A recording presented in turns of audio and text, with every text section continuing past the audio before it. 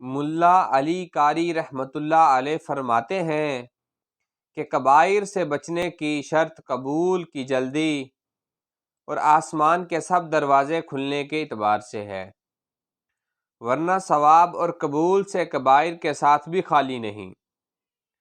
بعض علماء کرام نے اس حدیث کا یہ مطلب بیان فرمایا ہے کہ ایسے شخص کے واسطے مرنے کے بعد اس کی روح کے اعزاز میں آسمان کے دروازے سب کھل جائیں گے۔